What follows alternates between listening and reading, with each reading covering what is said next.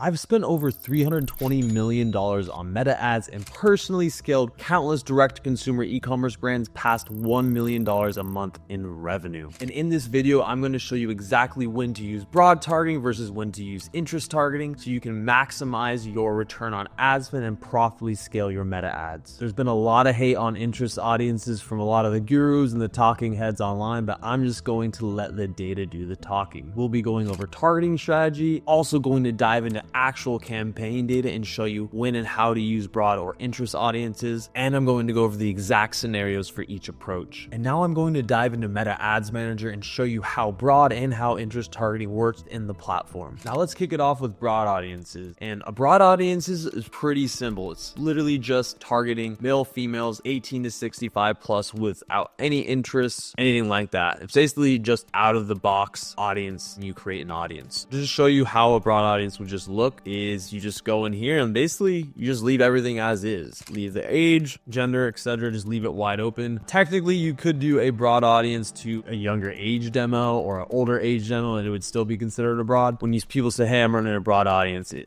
just means they're running 18 to 65 plus. So that's really just a broad out of the box there. And then interest audiences. So interest audiences are based off of Meta's own internal data. So coolest part about the Meta Ads platform, which separates it kind of from all the other ad platforms out there, is that Meta's pixel has been around since 2012, and so almost every single e-commerce brand in the world has a Meta pixel on their site, which means Meta knows when people are shopping on all these individual e-commerce brand sites, and they know what type of brands they are, what type of products they're selling, all this stuff, right? And so interest audiences can actually be very powerful in certain situations because these people are actually in market for certain products or are currently interested in certain products. And that's why when you go to, say, a athleisure website and then you start getting athleisure ads from everybody, right? Well, that's Meta noticing that you're on these athleisure sites and now utilizing all of that pixel data to serve you more ads because they know you're in market. And so a way to kind of instantly, as an advertiser, show up in front of people that are actively shopping for certain categories, it's by using interest audiences. The broad audiences can do a good job at that, but that is only a single jump off point, where interest audiences, we're telling Meta, hey, we only want these types of people. As you can see in this account, this is where I build a lot of different interest audiences in here. As you can see, there's luxury lifestyle, luxury hotels, country club, fighting. And now I'm going to show you how to build interest audience. And let's say I had just launched a luxury fashion brand and I want to target people who are into luxury fashion houses like Louis Vuitton, Dior, stuff like that. And so to create a interest audience, you'd go in here, saved audience. I like to go switch to original audience options because this is going to have advantage plus audience off. This will basically make your interest audience a broad audience. So I always do switch to original audience options. And then this is how you make an interest. You just go, we get Louis Vuitton, and then you can really hit suggestions and then just start clicking on them because typically they have all the ones there. And so as you can see, and this audience is filled, and the broad is typically over 200 million, and now this is much less, still pretty large. And yeah, so that's how you build an interest audience. Now let's talk about some misconceptions about broad and interest targeting. So one of the biggest misconceptions that people have is that only broad work, that you shouldn't do interest audiences at all. And I'm going to explain it to you in a very simple way. When you only run broad, you're having the algorithm jump off the same diving board per se into the audience every single time. Yes, your creative can determine the targeting. However, you're still jumping off the same thing every time. What I love interest audiences is that you're actually giving the algorithm a different jump off point and also giving it different parameters and guardrails, right? And say, hey, we only want to go after these types of people. And I'm going to show you some data that backs up this across multiple ad accounts. And not to say I'm not against broad audiences, but I am for making everything work. Because if you can make everything work for your brand, then you will have much bigger scale. And the biggest brands in the world use almost all strategies, broad, interest, lookalikes, again, targeting, and depends on the situation, of course. And there's a lot of situational times to use interests that might not make sense all the time, right? But in general, if you want to reach massive scale, it's optimal to try and use as many ad products as possible. Yes, it can get a little complicated. However, if you're making hundreds of millions of dollars a year, I think it's worth it to be a little complicated with your strategy. So again, a lot of people want to simplify everything. And again, that is a good approach. However, if you want to get to the big leagues, some complexity actually helps. Now let's talk about when broad targeting works best. Typically, broad targeting is best to be used used on a CBO or campaign budget optimization. So that means the budget is at the campaign level. And then on the ad sets, you let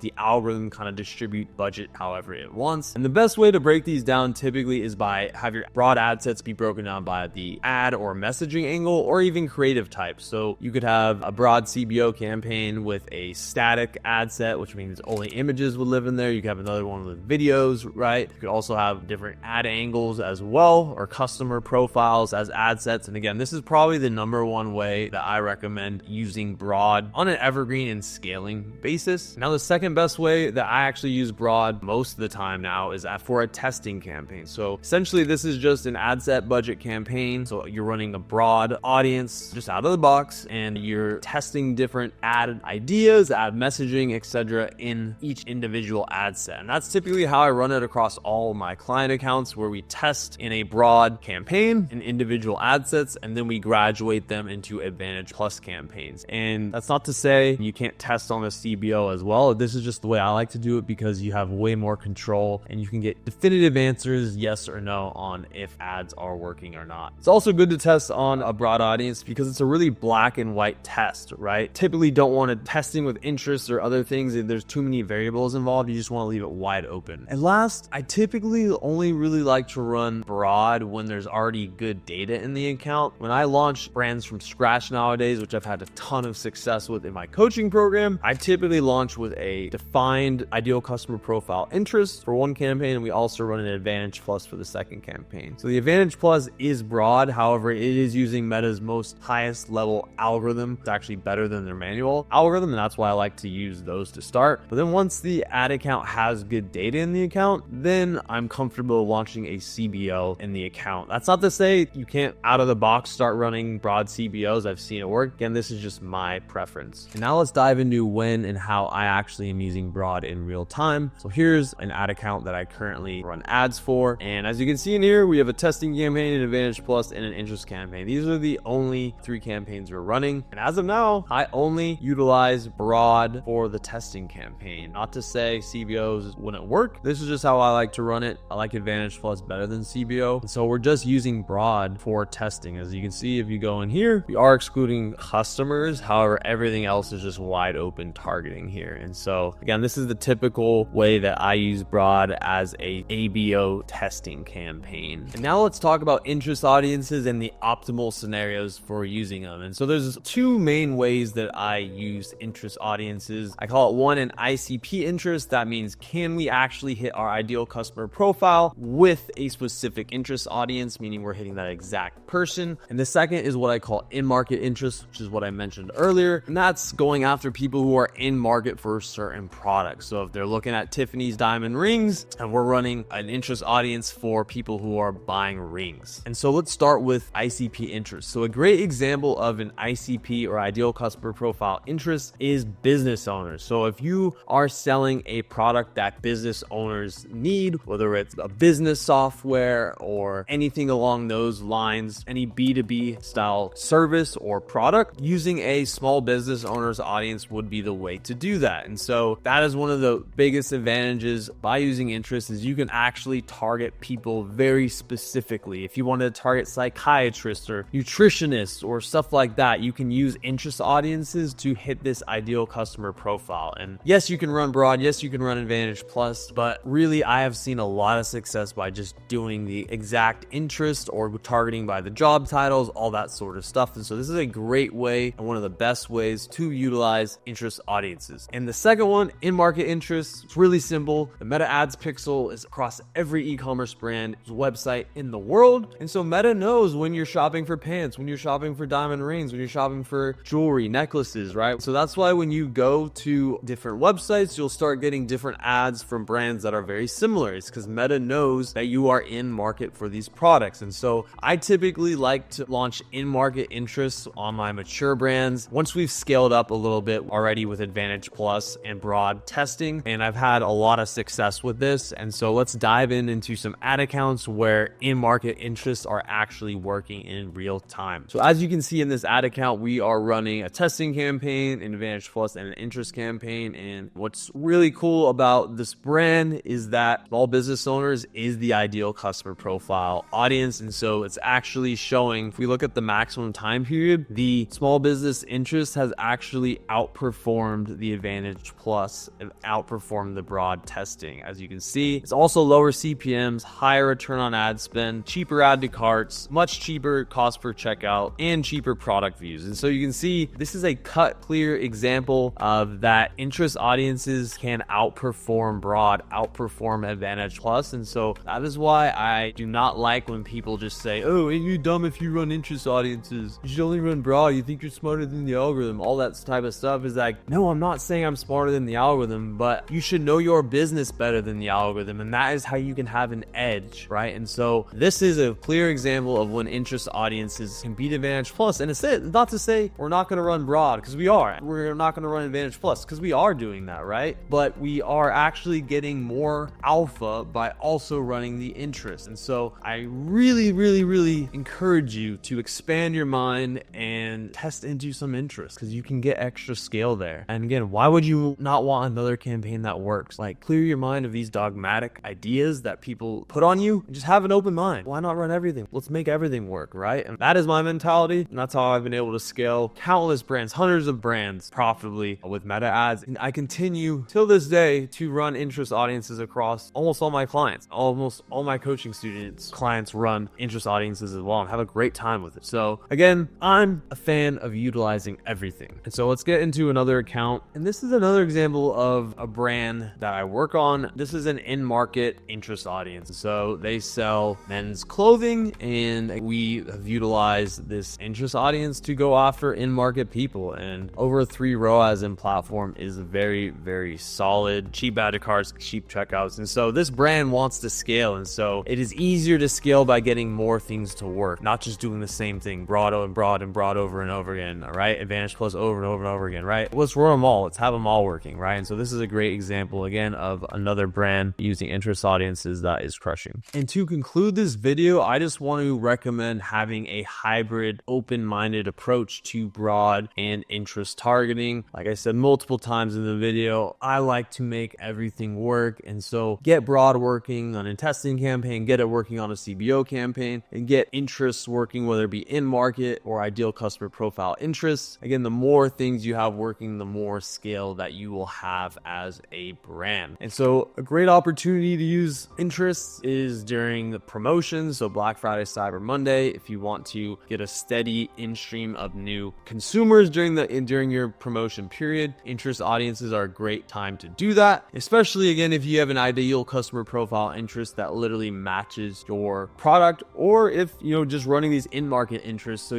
people who are in market for your type of products, you are telling Meta, hey, go after these people specifically. So that's a great time to use interest audiences. And other great times to use interest audiences alongside with broad is when you do product launches. I always recommend picking out a interest audience that matches your product launch, also doing a broad, and sometimes even doing a lookalike alongside it. And that's kind of another hybrid approach where I use broad interests and sometimes lookalikes together. And when you want to maximize a product launch, seeing if an interest or a broad performs is great. If they both perform, awesome. If only one performs, cool, we pause out the other one. But again, you won't know if you only do one or the other. So now you know exactly when to use broad targeting versus when to use interest targeting, and how to maximize the performance in your ad account. But here's the thing, making your broad campaigns work or interest campaigns work is only one piece of the pie to scaling your meta ads profitably. You still need the right creative strategy, the right campaign structure, the right email and SMS strategy and implementation, and a bulletproof scaling system as well. And that's exactly what I provide in my one-on-one coaching program, Meta Ads at Scale. Click the link in the description to learn how you can double your e-com brand's revenue in 6 months or less, or we'll personally work with you for free until you do. Again, that's the first link in the description. Click it now and I'll see you there. And don't forget to like, subscribe, and leave me some comments. Love or hate, I welcome it all. I will see you next time.